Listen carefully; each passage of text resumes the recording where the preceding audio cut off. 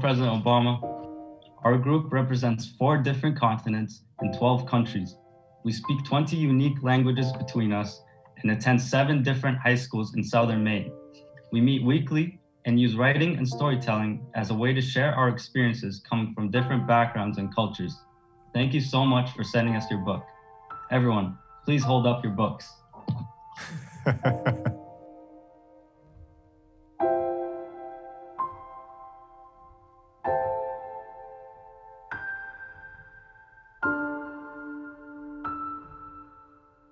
What we all have in common with you is that we just started working on our own personal narratives, which is why reading A Promised Land is especially wonderful right now. We'd love the chance to ask you some questions, and my friend Noor will start us off.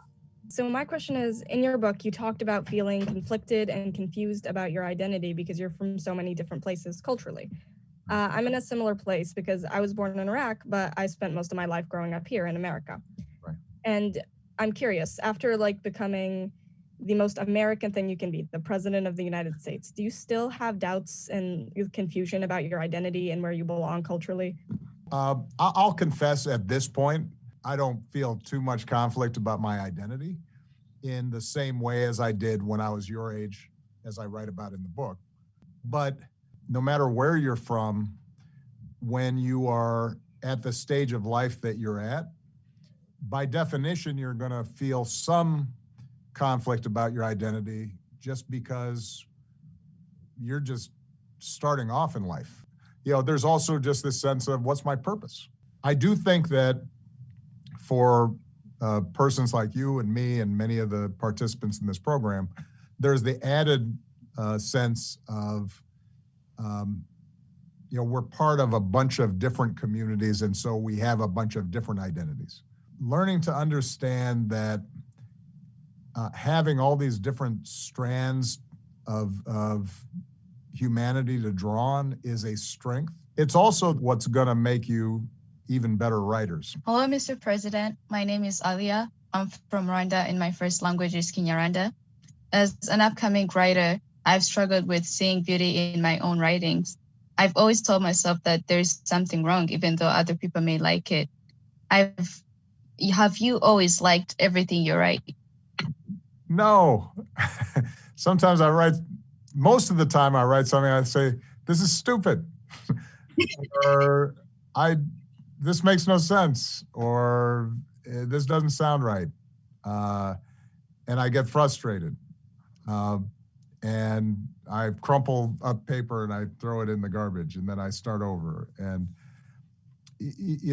I think that it is completely natural to not have confidence in what you write on any given day. If you sit down for 2 hours and you write, a lot of it may end up in the trash can. But if inside all of that, there's 1 or 2 things that you go, then you're on your way. And then you can build on that. Thank you very much, Mr. President. Yeah, thank you. Hello, Mr. President. My name is Rania Adnan. I was born in Amman, Jordan, but I'm Kurdish from Kurdistan. I personally think that patience is a big part of growing up. My question for you, sir, is what do you think of the word patience, and how does having it or not having it impact being a president? That's an interesting question. I think patience, like a lot of virtues, is really valuable, but is a double-edged sword. It was really important for me as president to not, every day just wake up hating life and feeling completely discouraged, right? And it makes you more resilient, because you kind of save your energy for the big things. I think the dangerous thing about patience is if it turns into complacency or cynicism.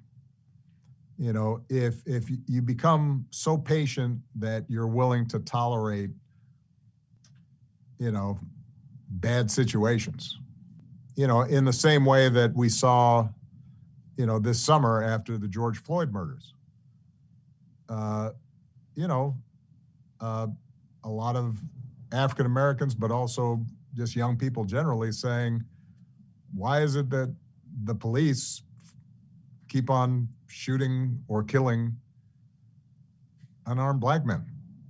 You know, we shouldn't be patient about that. And so I think being able to not sweat the small stuff, but also be impatient about big things, about important things, feeling like, no, I need to do something about this injustice I see, or this circumstance that I think is wrong, or, you know, impatience with yourself if you have a bad habit that you need to break. You know, then I think impatience can be a good thing. Thank you so much. That was a beautiful response. Thanks. I didn't prepare, so it's like writing. Every once in a while, what comes out makes sense. Hello, my name is Zena.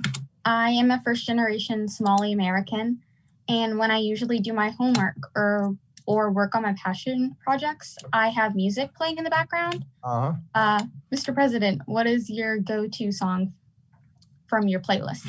The problem when I'm writing, if I'm listening to my favorite cuts from my playlist, is I'll start singing along, I'll start dancing a little bit.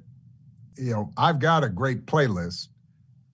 I will put my playlist next to anybody's playlist. But when I'm writing, I can't listen to that stuff because I get too into it. What do you listen to? Oh man, you put me on the spot. Yeah. What's your favorite cut right now? There was a song called Cherry, and it's really good. So I've just been listening to that. Who's the artist? That is a very good question. Oh, see there? Come on now. All right. I'll let you do some research and then you can let me know later. Maybe I'll add it to my playlist. The final thing that I want to say to you is, and I want to say this to all of you, I hope you learn from this program. Don't be afraid to reach out to people who are doing what you hope to be doing and ask them to teach you or to learn from them. No matter what somebody's accomplished, the greatest novelists, the greatest surgeons, the greatest political activists, they didn't start that way. You finding people who can help you on your own journey, I think will be important. Thank you. Thank you guys. I had so much fun. Bye. And actually, my Thank you grandmother so much. says hi to you. Bye. Keep it up.